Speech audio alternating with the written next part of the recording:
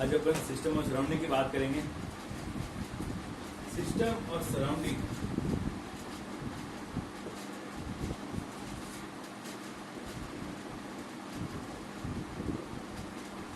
System और surrounding मिलकर क्या बनाते हैं? यूनिवर्स। ठीक है। सिस्टम का मतलब होता है जहां पर अपन क्या कर रहे हैं, इन्वेस्टिगेशन कर रहे हैं।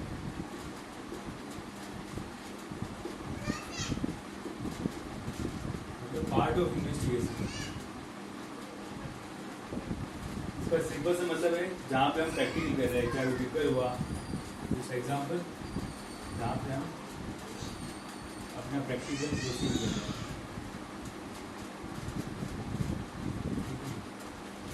अगर मैं बीकर में कोई रिएक्शन कर रहा हूँ तो बीकर मेरा क्या हो जाएगा? सिस्टम हो जाएगा। और सराउंडिंग क्या होगा? Other than part of system. Surrounding क्या हो जाएगा? Everything other than system. System को छोड़ के बाकी जो भी पार्ट होगा वो मेरा क्या हो जाएगा? सराउंडिंग। तो अगर बीकर में मैं रिएक्शन कर रहा हूँ तो बीकर मेरे लिए क्या हो जाएगा? सिस्टम। बीकर के अलावा जो भी पार्ट होगा वो मेरे लिए क्या हो जाएगा? सराउंडिंग।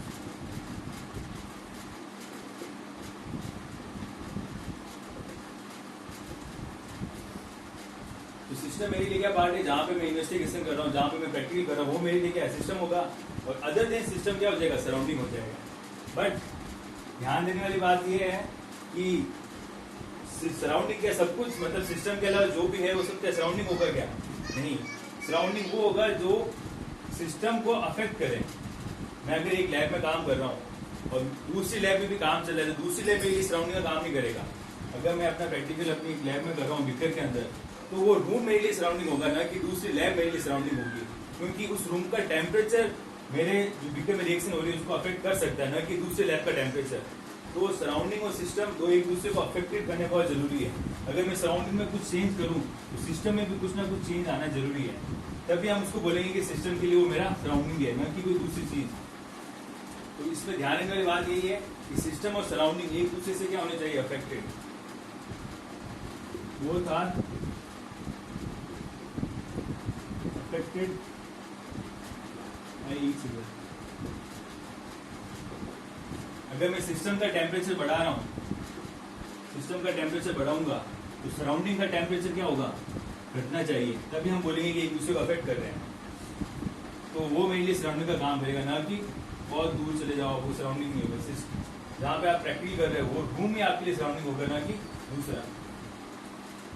इसके बाद बात करते हैं टाइप ऑफ सिस्टम की। सिस्टम कितने तरह के होते हैं?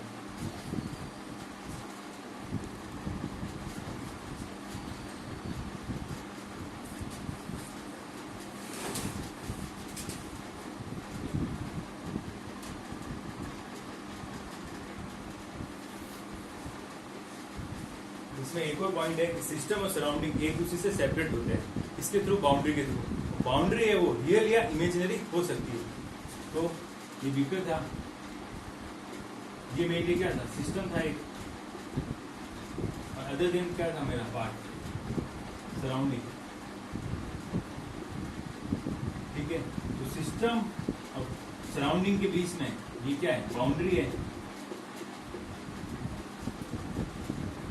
बाउंड्री आपकी रियल भी हो सकती है और इमेजिनरी भी हो सकती है। System and surrounding are separated by boundary which is real और इमेजिनरी। बाउंड्री का बहुत बड़ा रोल है कि बाउंड्री आपकी क्या है? कंडक्टिंग है, एक कंडक्टिंग वॉल है या फिर नॉन कंडक्टिंग वॉल। तो कंडक्टिंग वॉल है तो क्या होगा? सिस्टम और सराउंडिंग के बीच में क्या होगा? टेम्परेचर का एक्सचेंज हो जाएगा। मतलब एक दूसरे टेम्परेचर का यहाँ टेम्परेचर बढ़ाएंगे सिस्टम का तो सराउंडिंग का टेम्परेचर कम हो जाएगा। कंडक्टिंग वॉल होगा, मतलब वहाँ पे हीट का ट्रांसफर होगा या एनर्जी का ट्रांसफर होगा। अगर नॉन कंडक्टिंग वॉल है, नॉन कंडक्टिंग वॉल का मतलब क्या हो जाएगा? वहाँ पे नॉन कंडक्टिंग वॉल या इंसुलेटेड वॉल। इसका मतलब क्या हो जाएगा? वहाँ पे टेम्परेचर का एक्सचेंज नहीं होगा, हीट का ट्रांसफर नहीं होगा। तो टेम्परेचर का ट्रांसफर नहीं होगा तो हीट का ट्रांसफर कहाँ से होगा? तो दो तरह की बाउंड्री हो जाएगी, कंडक्टिंग वॉल या नॉन कंडक्टिंग वॉल कह सकते हैं। अब टाइप ऑफ सिस्टम की बात करेंगे। टाइप ऑफ सिस्टम 3 टाइप के हो जाएंगे। पहला तो है ओपन क्लोज फिर आइसोलेटेड। ओपन क्लोज आइसोलेटेड में फर्क ज्यादा कुछ है नहीं। ओपन में क्या हो जाएगा, एनर्जी का और मैटर का मतलब मास का दोनों का क्या होगा, ट्रांसफर होगा सिस्टम और सराउंडिंग के बीच में। मतलब exchange of energy and matter takes place between surrounding and system. Close system में क्या होगा, ओनली एनर्जी का क्या होगा, एक्सचेंज होगा बिटवीन सिस्टम एंड सराउंडिंग, जबकि मास का एक्सचेंज इसमें नहीं होगा। और आइसोलेटेड में क्या होगा, एनर्जी और मास मतलब मैटर का दोनों का ही एक्सचेंज नहीं होगा। अब ये एक्सचेंज क्यों नहीं हो रहा है, ओपन सिस्टम में क्या हो रहा है, जो आप बीकर ले रहे हो आप, तो जो बीकर ले रहे हैं उसमें क्या हो रहा है, जो बाउंड्री है वो कौन सी बाउंड्री ले रहे हैं, कंडक्टिंग बाउंड्री है। और ओपन मेरा क्या है, जो बीकर है वो मेरा क्या है, ओपन है ऊपर से। बीकर अगर ऊपर से ओपन है और इसमें पानी गर्म कर रहा हूँ तो क्या होगा, पानी गर्म करने से वेपर बढ़ना स्टार्ट हो जाएगी, तो उसका पानी का जो मास है उसमें भी लॉस होगा और धीरे धीरे उसकी क्या हीट भी रिलीज हो रही है यहाँ से जब उसको गर्म करोगे तो। जबकि क्लोज सिस्टम में क्या कर दिया आपने, बीकर को आपने ऊपर से ढक दिया है, बीकर को आप ऊपर से ढक दिया है और इसको गर्म कर रहे हो पानी इसमें, तो ना तो इसका वेपर हो रही है वापस कंडेंस होकर वापस नीचे आ जाएगी, मतलब मास का भी लॉस नहीं हो रहा है इसमें। लेकिन यहाँ पे जो एनर्जी का ट्रांसफर होगा, क्यों, क्योंकि यहाँ पे जो वॉल है, बाउंड्री है, वो कौन सी है, कंडक्टिंग बाउंड्री है। कंडक्टिंग बाउंड्री होगी, कंडक्टिंग वॉल होगी, तभी तो इसमें एनर्जी का ट्रांसफर होगा, एनर्जी का एक्सचेंज होगा सिस्टम और सराउंडिंग के बीच में। इसमें भी क्या है, कंडक्टिंग वॉल है, तभी तो एनर्जी का ट्रांसफर हो रहा है। लेकिन जब आइसोलेटेड की बात करेंगे तो वहां पर क्या हो जाएगा, वहां पे ना तो एनर्जी का एक्सचेंज हो रहा है ना मास का एक्सचेंज हो रहा है। तो यहाँ पे जो वॉल होगी वो कौन सी हो जाएगी, non conducting wall. Non conducting wall होगी तभी एनर्जी का ट्रांसफर नहीं होगा, और ये ऊपर से ढका हुआ भी है। आइसोलेटेड सिस्टम क्या हो जाएगा, एनर्जी और matter do not exchange with the surrounding, ठीक है। तो ये टाइप ऑफ सिस्टम हो जाएंगे, आइसोलेटेड, क्लोज और ओपन। ध्यान ये रखना है किसमें एनर्जी का ट्रांसफर हो रहा है, किसमें मास का हो रहा है, किसमें दोनों का नहीं हो रहा है, ठीक है। इसके बाद बात करेंगे स्टेट ऑफ द सिस्टम।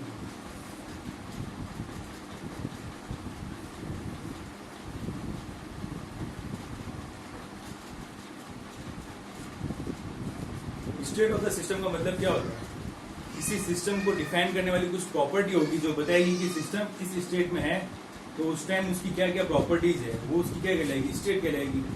जैसे मेरी स्टेट क्या कहलाएगी, मैं भी कहाँ पर क्लासरूम में हूँ और वो मेरी स्टेट हो जाएगी, पढ़ा रहा हूँ वो मेरी स्टेट हो जाएगी। इसी तरह किसी सिस्टम को डिफाइन करने के लिए जब वो इनिशियल स्टेट में है तो कौन कौन सी प्रॉपर्टीज है जो उसको डिफाइन करेगी, वो उसकी क्या कहलाएंगी, स्टेट फंक्शन कहलाएंगे।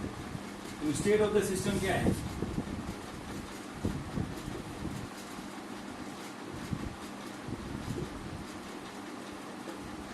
स्टेट ऑफ द सिस्टम का क्या है, कुछ measurable,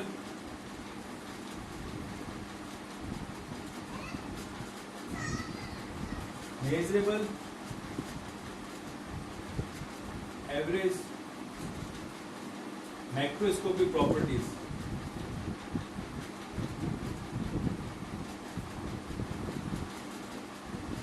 macroscopic properties which define the initial and final state of the system। State of the system क्या है, कुछ एक प्रॉपर्टीज है, माइक्रोस्कोपिक प्रॉपर्टी हमने पढ़ाई है, कौन कौन सी होती है, प्रेशर, टेम्परेचर, वॉल्यूम, कंसंट्रेशन और विस्कोसिटी हो जाएगी, डेंसिटी हो जाएगी, ये सब क्या माइक्रोस्कोपिक प्रॉपर्टी है। तो वो कौन कौन सी प्रॉपर्टीज है जो सिस्टम की इनिशियल स्टेट को डिफाइन कर रही है, और जब सिस्टम में चेंज आने के बाद उसकी फाइनल स्टेट आ रही है तब उसको कौन कौन सी प्रॉपर्टी डिफाइन कर रही है, वो उसकी क्या कहलाएगी, स्टेट ऑफ द सिस्टम कहलाएगी। रिएक्टेंट है, रिएक्टेंट से क्या बन रहा है, प्रोडक्ट है। इनिशियली मैंने बताया कि जब रिएक्शन स्टार्ट नहीं हुई तो रिएक्टेंट का जो बीकर में टेम्परेचर कितना था, T1 माना मैंने, वॉल्यूम कितना था, V1, प्रेशर कितना था, V1। तो ये तीनों प्रॉपर्टी क्या बता रही है, मुझे स्टेट बता रही है इसकी, रिएक्टेंट के सिस्टम की, जब उसमें कोई चेंज नहीं आया, इनिशियल स्टेट को बता रहे हैं। अब इसमें कुछ रिएक्शन हुई तो प्रोडक्ट बना, मतलब इनिशियल से फाइनल स्टेट में गया, कुछ चेंजेज आए इसमें तो वो चेंजेस क्या आगे T1 से T2 हो गया, V2 हो गया और P2 हो गया। तो ये जो प्रॉपर्टीज है वो इसकी फाइनल स्टेट को डिफाइन कर रहे हैं। तो स्टेट ऑफ द सिस्टम क्या हो जाएगी, कुछ मेजरेबल प्रॉपर्टीज जो सिस्टम को डिफाइन करें before the change and after the change, वो उसकी क्या कहलाएंगे, स्टेट ऑफ द सिस्टम। और इन्हीं को हम क्या कहेंगे, जो प्रॉपर्टी किसी इनिशियल और फाइनल स्टेट को डिफाइन कर रहे हैं उन्हीं को हम क्या कहते हैं, स्टेट फंक्शन। वो क्या कहलाएंगे, स्टेट फंक्शन या स्टेट वेरिएबल्स।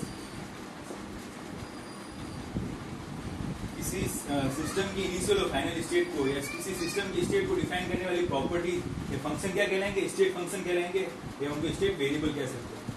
तो स्टेट ऑफ द सिस्टम में हम हमेशा क्या ले रहे हैं, एवरेज मेजर क्या कर रहे हैं, मेजरेबल एवरेज मैक्रोस्कोपिक प्रॉपर्टी।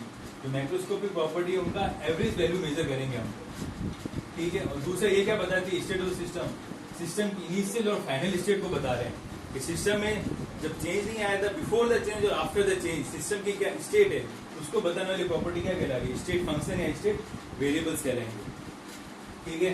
दूसरा इसमें समझने वाली क्या चीज है, जो स्टेट ऑफ द सिस्टम है इनिशियल और फाइनल स्टेट, ये क्या होता है, do not depend on path.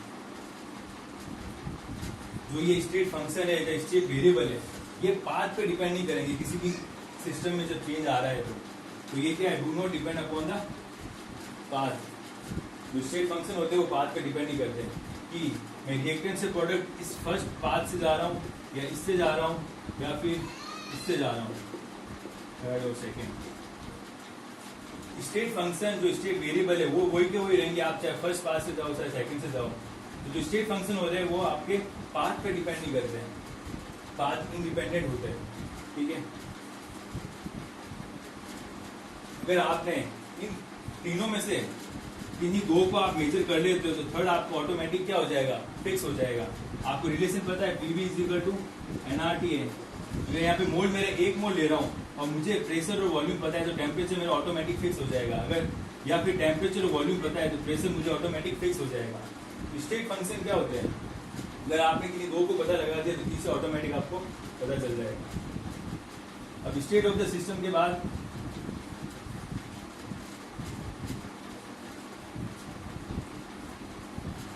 State of the system, अब दो तरह के फंक्शन होते हैं, एक तो स्टेट फंक्शन और एक पाथ फंक्शन। स्टेट फंक्शन तो क्या हो जाएंगे, जो पढ़ाई अपन अभी, स्टेट फंक्शन किस पे डिपेंड करते हैं, state function depends on initial and final state of the system. State function वो होंगे जो इनिशियल और फाइनल स्टेट पे डिपेंड करेंगे, जबकि पाथ फंक्शन कौन से होंगे, पाथ फंक्शन होंगे जो डिपेंड्स ओनली ऑन पाथ। मतलब ये पाथ पे, पाथ फंक्शन होंगे जो पाथ पे डिपेंड करेंगे, स्टेट फंक्शन होंगे जो उनकी इनिशियल और फाइनल स्टेट पे डिपेंड करेंगे। तो सबसे सिंपल ये है कि पाथ फंक्शन सिर्फ हमारे पास दो एग्जांपल ही है, उनको छोड़ के हीट और वर्क, हीट और वर्क मेरे क्या पाथ फंक्शन है। हीट और वर्क कैसे काम करे वो उनके पाथ पे डिपेंड करेगा। जैसे वर्क, मैं क्या कर रहा हूँ, एक 10 किलो का वेट है, उनको मैं 3rd फ्लोर तक लेके जाना है मुझे, तो मेरे पास दो रास्ते, या तो मैं लिफ्ट से होके जाऊं या फिर बाय स्टेयर्स से होके जाऊं, सीढ़ियों से होके जाऊंगा। तो जब मैं सीढ़ियों से होके जा रहा हूँ तो मुझे ज्यादा काम करना पड़ेगा, अगेंस्ट द ग्रेविटी काम होगा तो वो ज्यादा लोड पड़ेगा, मेरे काम ज्यादा होगा। लेकिन जब मैं लिफ्ट से जाऊंगा तो वहां पे मुझे काम नहीं करना पड़ेगा, कम काम होगा। तो दो पाथ हो गए मेरे पास, या तो सीढ़ियों के थ्रू जाऊं या फिर लिफ्ट से जाऊं। दोनों में काम क्या हो रहा है, अलग अलग हो रहा है, एक में काम ज्यादा होगा एक में काम कम होगा। तो वर्क मेरा क्या हो गया, पाथ डिपेंडेंट प्रॉपर्टी होगी। इसी तरह हीट की बात करें, मैं क्या कर रहा हूँ, एक लकड़ी को जला रहा हूं मैं, तो 10 ग्राम की लकड़ी है या 1 किलो लकड़ी है, मैं उसको कैसे जला रहा हूँ, एक तो मैं उसको सीधा क्या कह रहे हैं चूल्हे पे जला रहा हूँ, या एक को सीधा मैं भट्टी में डाल देता हूँ आग में, तो ज्यादा हीट कहाँ पे निकलेगी, सीधा भट्टी में डाल दूंगा तो ज्यादा हीट निकलेगी एक साथ। लेकिन जब वो उसको मैं चूल्हे पे जला रहा हूँ, धीरे धीरे जलेगी लकड़ी, तो अमाउंट ऑफ हीट क्या होगा, कम रिलीज होगा। हीट में मेरा क्या हो गया, पाथ फंक्शन हो गया। मेरे पास दो पाथ थे हीट प्रोड्यूस करने के, और दोनों पाथ क्या है, डिफरेंट है, और दोनों से अमाउंट ऑफ हीट क्या हो रहा है, अलग अलग निकल रहा है। इस वजह से हीट और वर्क मेरे क्या आ जाएंगे, पाथ फंक्शन, क्योंकि वो डिपेंड करेगा कि आप हीट किस पाथ से प्रोड्यूस कर रहे हो। दोनों पाथ से प्रोड्यूस हुई हीट क्या होगी, अलग अलग होगी। इसी तरह वर्क भी मेरा क्या है, पाथ फंक्शन है, डिपेंड करेगा पाथ पे कि आप किस तरह से काम कर रहे हो। दोनों में जो काम होगा वो अलग अलग होगा, लेकिन इन दोनों को छोड़ के बाकी जितनी भी प्रॉपर्टीज होगी आपकी, वो सारे क्या किस में आएंगे, स्टेट फंक्शन में। स्टेट फंक्शन में आ जाएगा, टेम्परेचर आ जाएंगे, प्रेशर आ जाएगा, इंटरनल एनर्जी जिसे बोलते हैं, एंथैल्पी, एंट्रोपी, गिब्स एनर्जी, ये सब इसमें आ जाएंगे, आपके स्टेट फंक्शन में आ जाएंगे। क्यों? अब पानी का बॉइलिंग पॉइंट क्या, 100 डिग्री सेंटीग्रेड ही है। आप चाहे उसको गैस पे रख के गर्म करो, चाहे किसी भी रख के गर्म करो, वो 100 डिग्री सेंटीग्रेड होते ही क्या होगा, बॉईल होना स्टार्ट हो जाएगा। वो उस पर डिपेंड नहीं कर रहा है कि आप तेज चला रहे हो कम चला रहे हो, उसकी जल्दी गर्म होगा, लेकिन बॉईल तो कहाँ पे होगा, 100 डिग्री सेंटीग्रेड आएगा तभी वाटर क्या होगा, बॉईल होगा। इसी तरह सारी क्या स्टेट पे डिपेंड करती है, उनको लेना देना नहीं है कि किस पाथ से आप उसको कर रहे हो। तो स्टेट फंक्शन होते हैं वो पाथ पे डिपेंड नहीं करते हैं, सिर्फ इनिशियल और फाइनल स्टेट पे डिपेंड करेंगे। लेकिन जो पाथ फंक्शन होंगे वो अपने पाथ पे डिपेंड करेंगे। अब दो टर्म आती है, एक एग्जैक्ट डिफरेंशियल आता है और एक इनएग्जैक्ट डिफरेंशियल आता है। ठीक है, एग्जैक्ट डिफरेंशियल हमेशा किनका होगा, स्टेट फंक्शन का। जो स्टेट फंक्शन है उनका हमेशा क्या होगा, एग्जैक्ट डिफरेंशिएशन, जबकि पाथ फंक्शन का क्या होता है, इनएग्जैक्ट। क्यों? स्टेट फंक्शन हमने क्या बोला कि इनिशियल और फाइनल स्टेट पे डिपेंड करेगा। माना कि कोई ए से बी में चेंज हो रहा है, इनिशियल स्टेट और फाइनल स्टेट है, तो इनिशियल स्टेट पर उसका टेम्परेचर क्या है, मेरा T1 मान लूं, और बाद में क्या है, T2 है, या फिर उसकी इंटरनल एनर्जी क्या है, E1 और T2। ठीक है,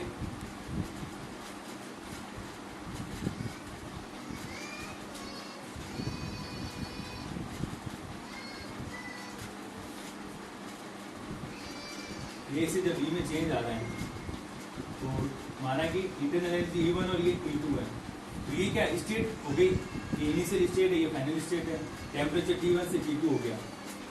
ठीक है, एग्जैक्ट डिफरेंशियल का मतलब क्या है कि जो इंटरनल एनर्जी में चेंज आया है, जो चेंज आया है उसको मैं क्या कर सकता हूँ, इंटीग्रेट कर सकता हूँ। ये एग्जैक्ट डिफरेंशिएशन हो जाएगा, क्योंकि ये इनिशियल और फाइनल स्टेट दो आगे मेरे पास, तो इस पर जब डिफरेंशिएशन करेंगे तो क्या आएगा, E2 minus E1, upper limit minus lower limit हो जाएगा। इसी को मैं क्या बोल सकता हूँ, डेल्टा E। लेकिन इसी तरह टेम्परेचर का आ जाएगा, ये टेम्परेचर को मैं चेंज आ रहा है क्या, T1 से T2 में चेंज आ रहा है, दो स्टेट हो गई, तो ये भी क्या हो जाएगा, T2 माइनस T1, तो फिर डेल्टा T बोल देंगे। तो ये क्या हो सकता है, जो स्टेट फंक्शन होते हैं हम उनका एग्जैक्ट डिफरेंशिएशन कर सकते हैं, यानी कि उनको हम लिमिट लगा के उसका इंटीग्रेशन करके इनिशियल और फाइनल स्टेट माइनस करके उनकी एवरेज वैल्यू निकाल सकते हैं। लेकिन जो पाथ फंक्शन होते हैं वो क्या होता है, इनएग्जैक्ट डिफरेंशिएशन होता है। मतलब अगर मैं उनको डिफरेंशिएट करूंगा DQ या DW, तो ये पाथ प्रॉपर्टी पाथ पे डिपेंड करती है, तो मेरे पास यहाँ पे ना तो इनिशियल स्टेट है ना फाइनल स्टेट है, तो इनका जब मैं डिफरेंशिएशन करूंगा तो क्या आ जाएगा, Q और W रह जाएगा, क्योंकि इनके पास ना तो इनिशियल स्टेट है ना फाइनल स्टेट है, सिर्फ पाथ पे डिपेंड करते हैं। इस वजह से जितने भी पाथ फंक्शन होते हैं उनका क्या होता है, इनएग्जैक्ट डिफरेंशिएशन, जितने भी स्टेट फंक्शन होते हैं उनका क्या होता है, एग्जैक्ट डिफरेंशिएशन होगा। ठीक है, इसके बाद बात करेंगे रिवर्सिबल और इरिवर्सिबल प्रोसेस की, कि उनका मतलब क्या होता है। ओके।